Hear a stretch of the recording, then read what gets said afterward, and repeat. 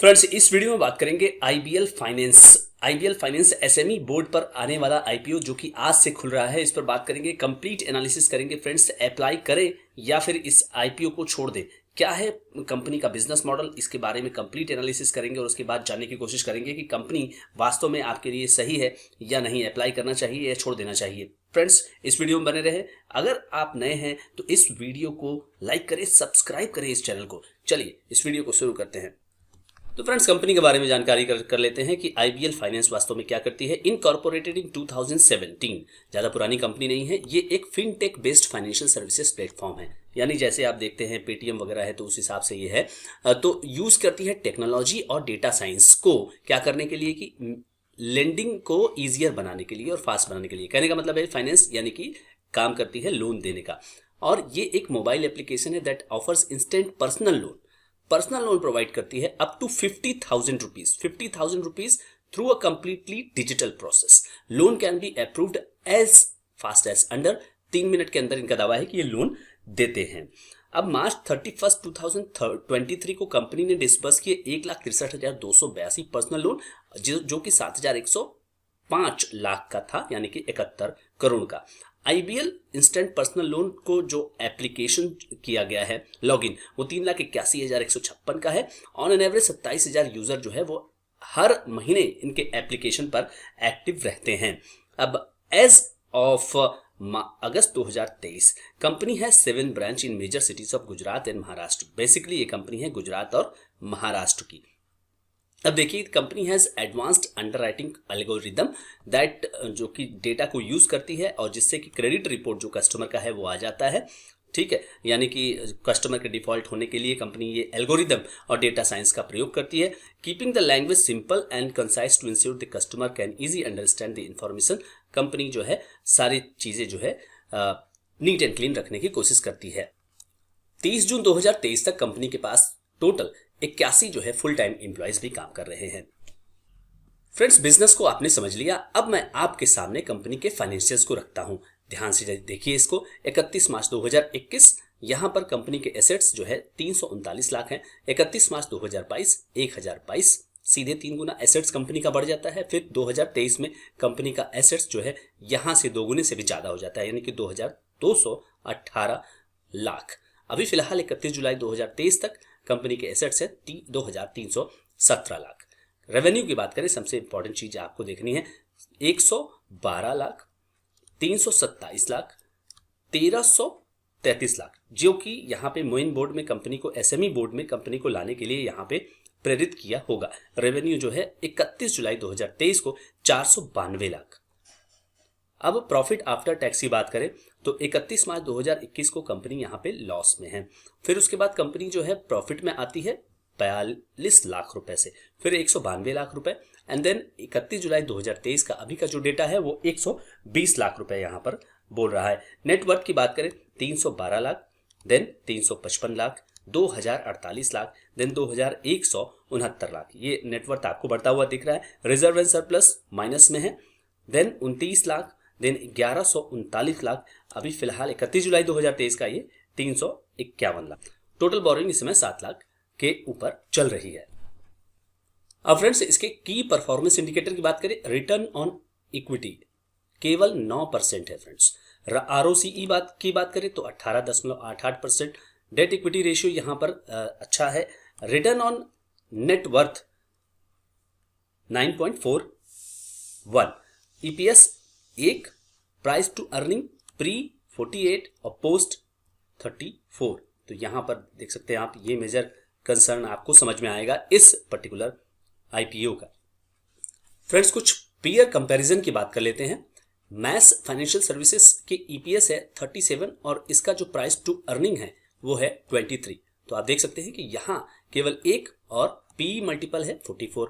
अरमान financial 110 के EPS पे available company है और आपको देती है, अवेलेबल है ये 23 पर। देन अपोलो फिनवेस्ट ये 27 का ईपीएस आपको जनरेट करके दे रही है, तो 29 का यहाँ पर पीई रेशियो है। देन सीएसएल फाइनेंस 22 ईपीएस है, 21 पीई है। उर्गो कैपिटल 5 के ईपीएस पे यहाँ पे अवेलेबल है और ये 48 का यहाँ पर इन्होंने पीई इस समय मार्केट में इसका चल रहा है। इससे इन्होंने मिलाने की कोशिश की है मुझे लगता है, बाकियों को इग्नोर किया, जो कि एक नेगेटिव पॉइंट है इस पर्टिकुलर वैल्यूएशन का। फ्रेंड्स, इस पैसे का क्या करेंगे? आईपीओ से मिलने वाले पैसे का कंपनी टीयर 1 कैपिटल बेस में यहाँ पर कंपनी की अपनी फ्यूचर रिक्वायरमेंट को पूरा करने में पूरा करेगी, यानी कि कंपनी और भी एक्सपेंशन करेगी, वहां पे इस पैसे का यूज करेगी और जनरल कॉर्पोरेट पर्पस के लिए इसका प्रयोग होगा। फ्रेंड्स, कुछ टाइम लाइन आप देख लीजिए। 9 तारीख को यानी आज ये आईपीओ खुलेगा और 11 तारीख यानी कि 2 दिन बाद ये बंद होगा। फेस वैल्यू 10 रुपए है, स्प्लिट के चांसेस होंगे, प्राइस 51 रुपए है, 2000 का लॉट है और इशू जो है वो 33.41 करोड़ की है। पूरा जो इशू है वो फ्रेश इशू है, 33 करोड़ 41 लाख रुपए का फिक्स प्राइस इशू आईपीओ है और एनएसई एसएमई पर ये लिस्ट होगा। आईपीओ अलॉटमेंट जो है वो 12 तारीख को होगा।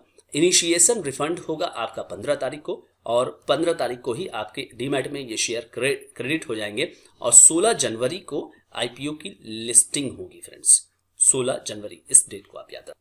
फ्रेंड्स, आईपीओ रिटेल निवेशकों के लिए 50% रिजर्व है और अदर शेयर के लिए, अदर कैटेगरी के लिए 50% है।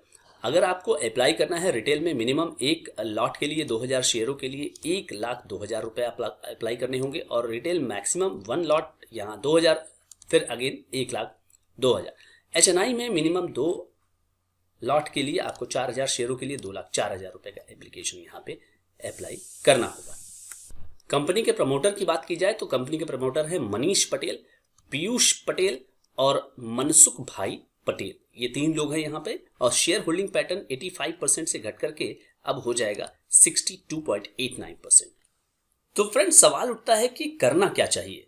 तो करने के लिए सबसे पहला जो उपाय होता है कि लिस्टिंग गेन मिलेगा कि नहीं मिलेगा, इसको देखने के लिए आपको लेटेस्ट जो है वो जीएमपी देखनी पड़ती है। फिलहाल किसी भी तरह का कोई मूवमेंट जीएमपी ट्रेंड में नहीं है फ्रेंड्स, तो जीएमपी यहां पर कोई मूवमेंट नहीं दिखा रहा है। अब जीएमपी मूवमेंट क्यों नहीं दिखाता? क्योंकि इशू में, अब जैसे मैंने फाइनेंशियल्स यहां पे बताया आपको, तो फाइनेंशियल्स में कुछ ज्यादा दम यहां पे नजर नहीं आ रहा है। आप यहां देख सकते हैं कि जो जीएमपी है वो किसी भी तरह से कोई मूवमेंट यहां पे दिखाता हुआ नजर नहीं आ रहा है। 7, 8, 9 तारीख को यहां पे किसी भी तरह से जीएमपी यहां पे नहीं है, अनचेंज्ड है। यहां पे फाइनेंशियल्स कमजोर हैं। कंपनी 2 साल पहले लॉस में थी, फाइनेंशियल परफॉर्मेंस कंपनी का डाउन है और वैल्यूएशन आप देखिए कि कंपनी ने जो वैल्यूएशन किया हुआ है वो काफी महंगा किया हुआ है। जो कंपनियां ऑलरेडी अवेलेबल है वो अच्छा परफॉर्मेंस कर रही हैं, उनकी अगर आप ईपीएस को देखेंगे और उससे अगर आप उनके प्राइस टू अर्निंग मल्टीपल को देखेंगे तो वहां पे आपको दिखाई दे जाता है कि कंपनी ने यहाँ पे काफी महंगा इशू यहाँ 48 के पीई के मल्टीपल पर ले आने की कोशिश की है। फ्रेंड्स, अगर आप बात करें ईपीएस की, एवरेज ईपीएस की बात कर रहा हूं मैं यहाँ पर, तो वो है 0.66 और एवरेज रिटर्न ऑन नेटवर्थ है 8% के आसपास। प्राइस टू बुक वैल्यू अगर आप देखें तो 1 रुपए है और अगर एनएवी की बात करें तो प्री एनएवी की बात करें तो वो 47 है और अगर इशू के बाद की बात करें तो प्राइस टू बुक वैल्यू हो जाएगी 2.29 और एनएवी हो जाएगी 22। तो हर लिहाज से यहां पर जो ये आईपीओ है ओवर प्राइस्ड है, तो वैल्यूएशन में मेजर कंसर्न है और उसके कारण आप देख सकते हैं कि किसी भी तरह का कोई भी यहाँ पे हलचल, डिमांड जो कि मार्केट में किसी भी तरह का यहाँ पे आता हुआ नजर नहीं आ रहा है। तो दूसरी तरफ लॉन्ग टर्म के लिए रखना चाहिए क्या? लॉन्ग टर्म के लिए भी यहाँ पे अभी फिलहाल सोचने की जरूरत नहीं है फ्रेंड्स, क्योंकि ये जो सेक्टर है वो काफी कॉम्पिटिटिव सेक्टर है। इतनी बड़ी बड़ी कंपनियां ऑलरेडी इसमें काम कर रही हैं। तो कुल मिलाकर के ये आईपीओ एक ऐसी श्रेणी में आता है जो वैल्यूएशन वाइज हमें निराश करता है। लॉन्ग टर्म वाइज अभी फिलहाल कोई भी एक्शन लेने की जरूरत नहीं है। तो फ्रेंड्स, ये रहा आपके सामने इस एसएमई आईपीओ का पूरा आईबीएल फाइनेंस का पूरा जो है एनालिसिस। आशा है आपको इससे कुछ एनालिसिस से कुछ सहायता जरूर मिलेगी। ये वीडियो एजुकेशन पर्पज से बनाया गया है। आप कोई भी एक्शन लेने के पहले अपने फाइनेंशियल एडवाइजर से जरूर संपर्क करें। फ्रेंड्स, चैनल पर नए हैं तो चैनल को सब्सक्राइब करें, वीडियो को लाइक शेयर जरूर करें। Thank you so much friends.